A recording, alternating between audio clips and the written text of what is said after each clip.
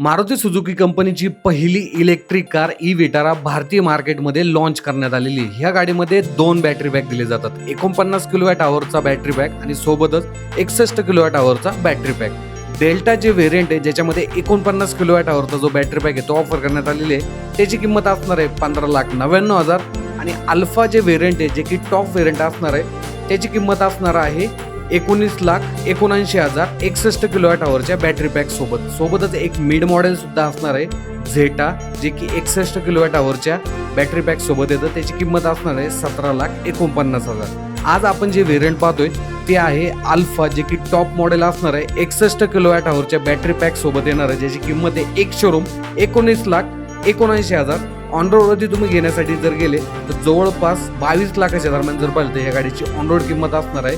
So ह्या प्राइसिंगमध्ये ह्या गाडीच्या पॉझिटिव्ह निगेटिव्ह गोष्टी कुठल्या आहेत, चला आजच्या व्हिडिओमध्ये पाहूया। पहिली पॉझिटिव्ह गोष्ट ह्या गाडीबद्दल जर पाहिलं तर ह्या गाडीचं ओव्हरऑल डिझाईन हे पहा, एकदम प्रॉपर डिझाईन आहे। एक वेल जे डिझाईन मॉडेल आहे हे तुम्हाला इथे पाहायला भेटतं। LED जे हेडलॅम्प आहेत ते खूप चांगल्या पद्धतीने काम करतात। ओव्हरऑल DRL जर पाहिलं ना हे सुद्धा चांगले इथे ऑफर करण्यात आले। सो माझ्या मते डिझाईनमध्ये जर पाहिलं तर पहिला पॉझिटिव्ह मुद्दा जो येतो ह्या गाडीचा डिझाईन असणार आहे।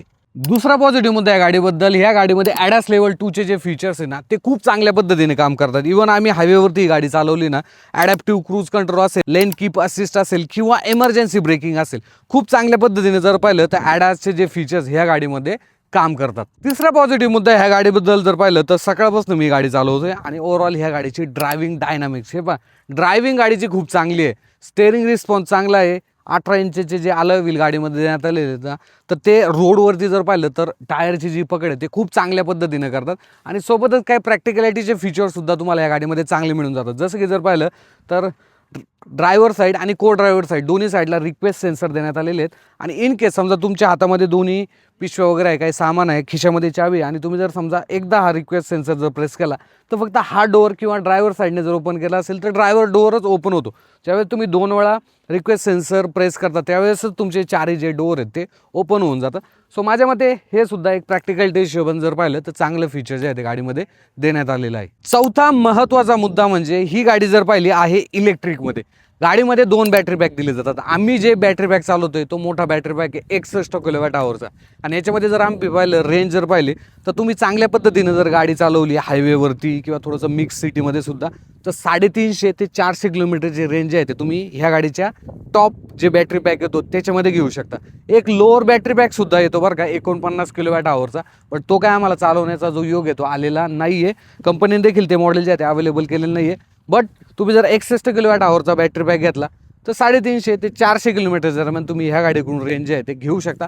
इव्हन तुम्ही खूप चांगल्या पद्धतीने जरी गाडी चालवली तरी देखील 400 प्लस देखील थोडीशी रेंज आहे ते तुम्ही ह्या गाडीकडून घेऊ शकता। पाचवा पॉझिटिव्ह मुद्दा या गाडीबद्दल जर विचार केला तर मारुतीच्या कार आपण मागच्या काही वर्षापासून भरपूर पाहिलेले आहेत, बट ओव्हरऑल नवीन जे डिझाईन आहे कॉकपिटचं म्हणजेच ओव्हरऑल आतलं डॅशबोर्डचं तुम्हाला पाहायला भेटतं।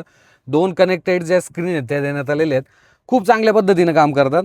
Wireless Android auto Apple CarPlay तुम्ही या गाड्यांना जे आहे ते या गाडीला सपोर्ट करते टॉप मॉडेलमध्ये। सोबतच नवीन स्टेअरिंग व्हील, नवीन सेंटर कॉन्सोल। सो ओव्हरऑल आतमध्ये बसल्यानंतर आहे ना तुम्हाला एक जो तो प्रीमियम फील आहे हा या गाडीमध्ये नक्कीच येतो।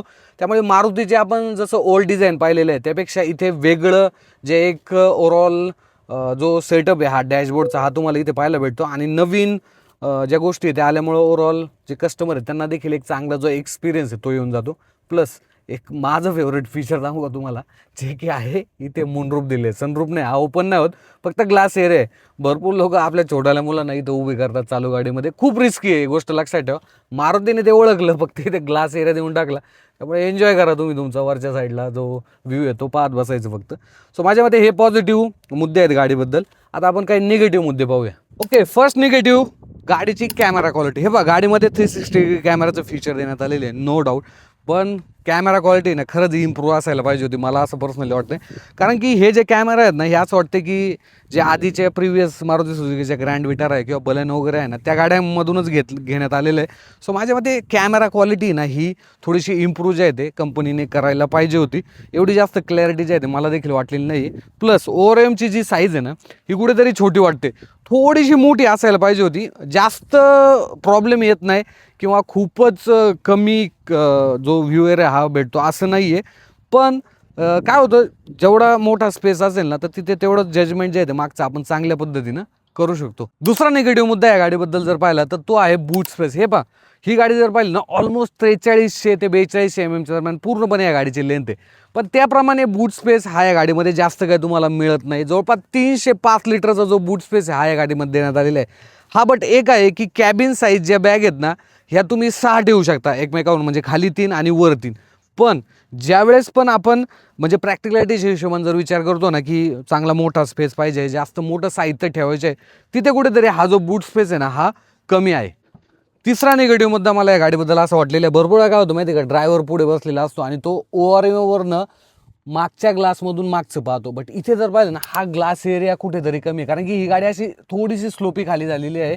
त्यामुळे हा ग्लास एरिया देखील स्लोपमध्ये आहे, छोटा आहे. प्लस तुम्हाला हे जे हेडरेस्ट आहे ना हे देखील येऊन जातात. त्यामुळं मग ती विजिबिलिटी ना अजून कमी होऊन जाते. आता समजा मागच्या साईडला पार्सल ट्रेवरती आपण काही पिशवी वगैरे ठेवली तर तिथे अजूनच मग विजिबिलिटी जी आहे ती कमी होऊन जाते. सो माझ्या मते थोडंसं हा जो रूफ आहे ना हा वर पाहिजे होता आणि ग्लास एरिया थोडा स्ट्रेट ठेवला असतं तर मागच्या साईडचं एकदम प्रॉपर पद्धतीने आपण पाहू शकलो असतो. चौथा निगेटिव्ह मुद्दा मला या गाडीबद्दल असं वाटलेलं आहे, बा सुझुकीने बॉर्न इलेक्ट्रिक प्लॅटफॉर्म होती गाडी बनवण्यात आलेली आहे, बट रिअरमध्ये कुठेतरी ते गणलेले आहेत. कारण की इथे जर पाहिलं तर स्पेस आहे ना हा जास्त नाही, म्हणजे असा तुम्हाला हा जो नी रूम आहे हा चांगला भेटतो, बट थाई सपोर्ट कमी आहे. प्लस फ्लॅट जो फ्लोअर आहे हा देखील तुम्हाला इथे मिळतो. पण तरी देखील समजा ॲडल्ट आहेत बरं का, समजा आपण माझी जर पाहिली 5 फूट 10 इंच हाईट आहे, आता समजा मी असं बसलो तर पहा तुम्ही, म्हणजे हा देखील स्पेस राहतोय पूर्ण, खाली पण माझे जे पाय आहेत ते टेकत नाही इथे. त्यामुळे असं जास्त कम्फर्टेबली जर बसायचं असेल तर तो देखील ऑप्शन नाही आहे. हे सीट जर पाहिलं हे देखील जास्त रिक्लाईन होत नाही. आणि इथे स्पेस जर पाहिलं ना 2 ॲडल्टच बसू शकतात. 3 ॲडल्टला जर पाहिलं बसायचं असेल ना खूप ॲडजस्टमेंट करावी लागेल. सो माझ्या मते इथे कुठेतरी चांगलं जे स्पेस मॅनेजमेंट आहे ना हे असायला पाहिजे होतं, कारण की भारतीय ना हे प्रॅक्टिकॅलिटीच्या हिशोबाने गाड्या घेतात की मागच्या साईडला सुद्धा 3 लोक बसले पाहिजेत. सो इथे कुठेतरी ती कमी जी आहे ते स्पेसच्या बाबतीत मला रिअर साईडला जाणवलेली आहे. पाचवा निगेटिव्ह मुद्दा ह्या गाडीबद्दल मला असं वाटलेलं आहे, हे बा बॉर्न EV प्लॅटफॉर्म आहे, म्हणजेच इलेक्ट्रिक प्लॅटफॉर्म आहे. आणि इलेक्ट्रिक कार जर म्हणजे चांगल्या प्लॅटफॉर्मवरती बनवल्या तर तुम्हाला इथे फ्रंट देखील मिळून जातो, ज्याच्यामध्ये चांगला स्पेस देखील असतो. आणि तिथे तुम्ही काही साहित्य जे आहे ते ठेवू शकता, चार्जर वगैरे ठेवू शकता किंवा काही तुम्ही ग्रॉसरी वगैरे आणली तर ती चांगल्या पद्धतीने ठेवू शकता. बट इथे तुम्हाला कुठलाही जो फ्रंट आहे ना हा देण्यात आलेला नाही, जो की मिसिंग आहे. आणि माझ्या मते एक EV आहे, प्लॅटफॉर्म EVचा आहे, तर फ्रंट जर पाहिलं तर तो मारुतीने ह्या गाडीमध्ये द्यायला पाहिजे होता. सो असे काय माझे जर पाहिलं तर एक ऑब्झर्वेशन आहे जे की मी तुम्हाला पॉझिटिव्ह आणि निगेटिव्ह गोष्टी विटाराबद्दल सांगितलेले आहे. आम्हाला 1 दिवसासाठी ही गाडी चालवायला भेटलेली आहे. सो तरी देखील माझं प्रयत्न आहे की तुमच्यापर्यंत या सर्व गोष्टी पोहोचवण्याचा. तुम्हाला काय वाटतं या संदर्भात मला कमेंटमध्ये सांगा. गाडीची प्राइसिंग अजून आलेली नाही आहे, आम्ही जोपर्यंत शूट करतोय ना तोपर्यंत प्राइसिंग आलेली नाही आहे. बट मला असं वाटतं की 49 किलोवॅट आवरचा जो बॅटरी पॅक ह्या गाडीमध्ये येणार आहे ना त्याच्यामध्ये स्टार्टिंग एक शोरूम प्राईस जी बेस मॉडेलची आहे त्याची एक अराउंड 12 ते 13 लाख रुपये असू शकते. इवन मारुती जर पाहिलं तर अजून कमी देखील तो प्लॅटफॉर्म जर पाहिलं तर ही गाडी भारतीय मार्केटमध्ये चांगल्या प्राईजमध्ये विकू शकते. बट हे जे मॉडेल आहे ना हे ऑलमोस्ट एक शोरूम जर पाहिलं तर माझ्या मते 18 ते 19 लाखाच्या दरम्यान एक शोरूम असू शकतं. बट त्या प्राइसिंगमध्ये तुम्ही मला सांगा की ह्या सर्व गोष्टी पॉझिटिव्ह निगेटिव्ह मी सांगितलेल्या आहेत ती वर्थ आहे की नाही कमेंटमध्ये. भेटूया पुढच्या असेच एका नवीन व्हिडिओमध्ये. धन्यवाद.